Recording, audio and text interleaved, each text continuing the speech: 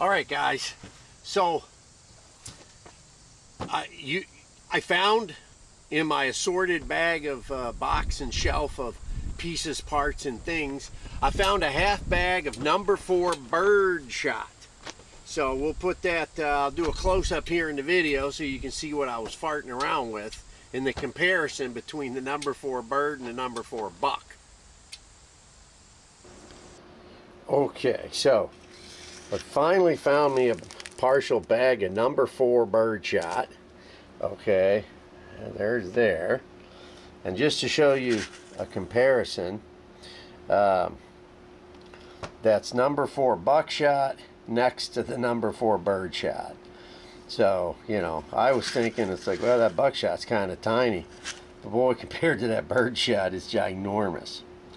And then I'm filling the capsules almost, you know, 3/4 full. So kind of, you got that little, there's a little plastic brake connector right there. And so I'm filling, I don't know if that's weight or anything, but I'm filling up to there with the bird shot. I don't know how many BBs that is that's in there, but it's quite a bit. So that's what we'll be testing out with the good old full choke on this. Now, so here we've got, and I filled the shot up to this last separator line. So I honestly don't know if you're supposed to do it shorter in there or what, but you know, the goal is to shove in as much as possible, I guess. That's the one weird thing about shotguns versus rifles, is it's all based on like ounces versus grain weight. So it's like, you know, when you're looking at your reloading manual, it's you know, a 1.5 ounce slug, or a 1 ounce slug, or 3/4 ounce slug. And it's like, well, what does that actually mean? So, you know, we work with grains and with bullets, so it's, you know, I don't know. So with that being said, we'll I gotta put a little more tape on my target. The wind is blowing really fierce today. Today's September 1st. Happy holidays, everybody. But so we're set up here at about 30 yards, and I got the full Carlson choke in there, the cremator, whatever this is. Anyways, it's basically full choke, or they call LR long range. It's not a turkey choke or anything like that. It's extra. But it doesn't give me the inner diameter of the choke either. So long range is not to be used with steel shot larger than number 2. So that could be why the buckshot was all over the place. It just wasn't designed for buckshot. So we'll give this a shot here. There we go, that should be dead on. And we're going for like the neck, that mid neck of the turkey, so the shot spread will hit the head and other stuff. And I printed some pattern targets today online. That's a train coming, the old Chattanooga Express. But I printed some online targets because too many people were complaining about my fancy artwork making them look bad. So now we just got the little head sticking up, and we'll see what it does. Okay. 4,000 PSI.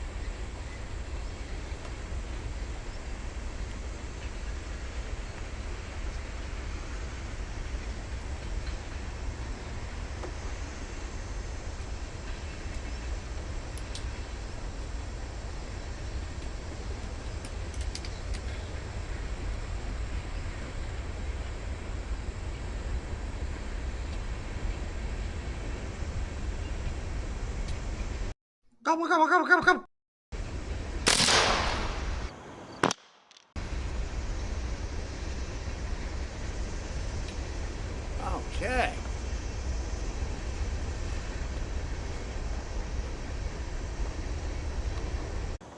Alrighty, let's pull this back a little bit.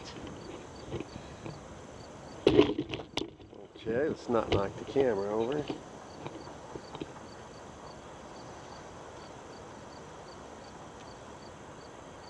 Okay, that's a much tighter spread pattern than I was getting when I was using the number 4 buckshot.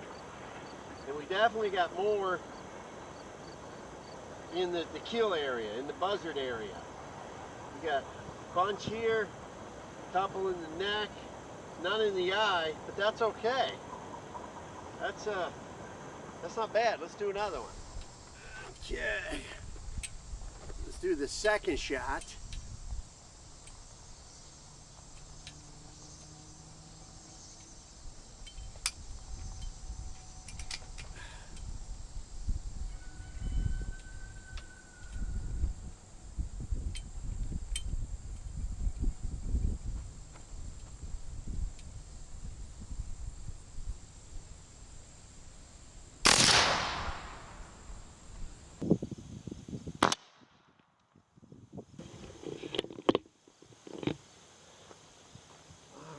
So, on this one, I was aiming dead center, and it's a little bit low. Remember, I got the scope set up for the slugs, for the bullets. So, on this one, I aimed like here at the top, and definitely got more in the kill zone circle-wise. But it looks like I'm a little bit further this direction, so I need to just maybe aim here instead of here, over here, just to bring that pattern over. So that's looking good. That's looking good. I'm happy with this. We're now I feel successful with bird shot. If I was buzzard hunting. Okay, let's try a couple of different targets.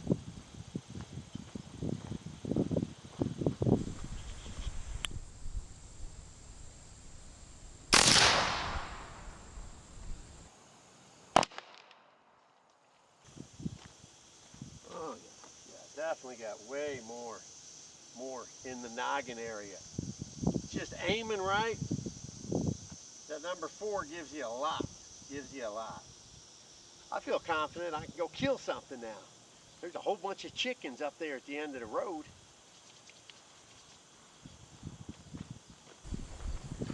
Now, this is just an experiment. I put 5 or 6 number 4 buckshot in and amongst the number 4 bird shot. So let's just see what in the world happens.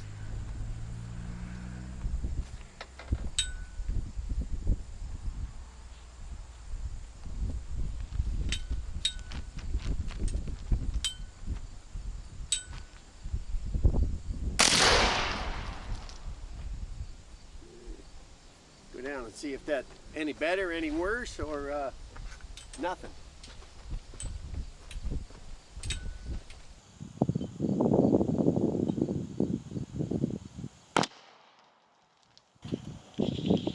Any better, any worse? Let's take a look. Okay, so let's see. There's a number 4 buckshot, buckshot, buckshot, buckshot.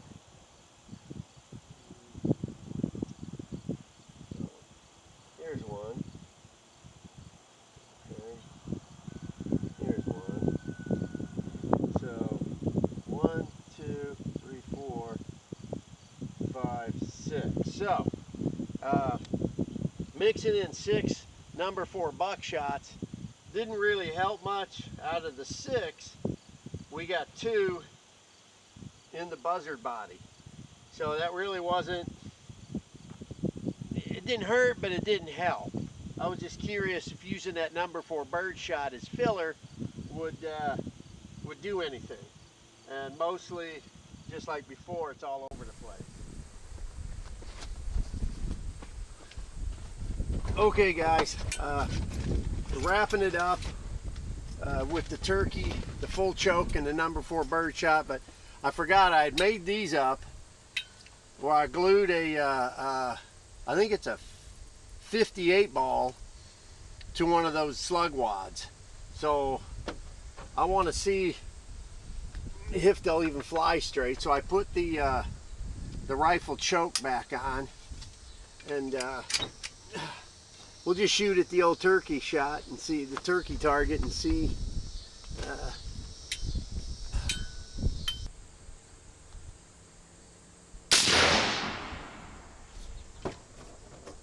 Dang, that was dead center, dude.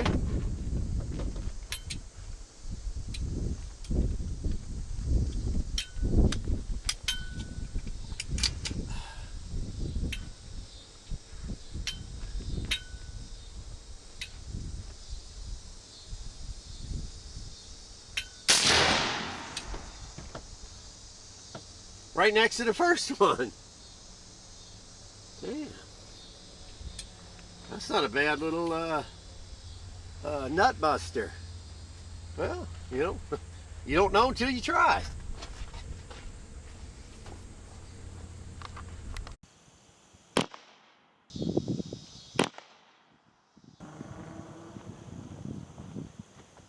Dang.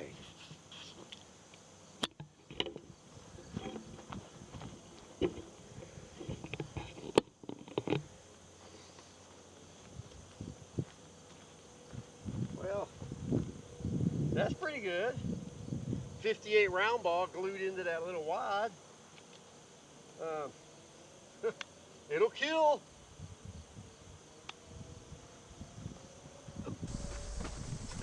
All right, guys.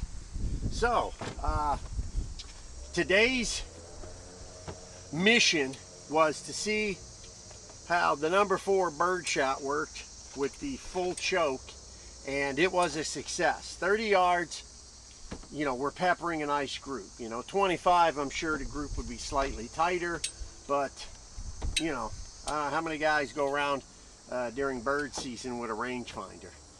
But I'm impressed. It worked. The only issue I had is, you know, sometimes if you put too much shot in, your rubber plug doesn't stay all the way, and the recoil can knock it out of the of the second cavity. That happened on me one time. But that's, again, that was kind of my fault because I had it overstuffed with shot. I don't know, maybe a little piece of tape, a little something over there just to hold that rubber butt plug in. That rubber plug in, that would work, I guess. Again, more experimenting, but the bones are sound, the structure is sound, everything is good. Just make sure you keep this stuff lubricated, otherwise those O-rings can kind of hang up slightly on you. You just want to keep, it says in the manual, keep some lube on there. You want to keep it lubricated, don't you? So then we tried just goofing around. I had that 58 round ball glued into that wad, and dude, at 30 yards, I'm impressed. I mean, it stacked them. So I think everything we've done today worked out perfect. Primal 20, Umarex, most excellent. Again, you got to get these from your vendor who carries the Umarex products. And I did realize that this cocking handle is ambidextrous, not tranidextrous, ambidextrous. So you can unscrew it on this side and put it on that side based on, you know, if you're a righty or a lefty. I didn't realize that. I was looking and say, hey, there's a slot. We love our slots, don't we? There's a slot on both sides and the handle go either way. So this is definitely a lefty and a righty for you guys. Mr. Hollow Point says thank you for watching. I think today was a success across the board. Thank you, Umarex, for finally coming out with a commercial grade air shotgun that carries more than a fingernail's worth of shot. This will kill something, and I'm down, finally going, yes, now we got something that'll kill. Because some stuff is just for playing with, this is for hunting with. And I'm all about filling the freezer as we're getting close to the end times. So that's what counts, brother. That's what counts. All right, Mr. Hollow Point's got to go scratch himself, and we got other things to do.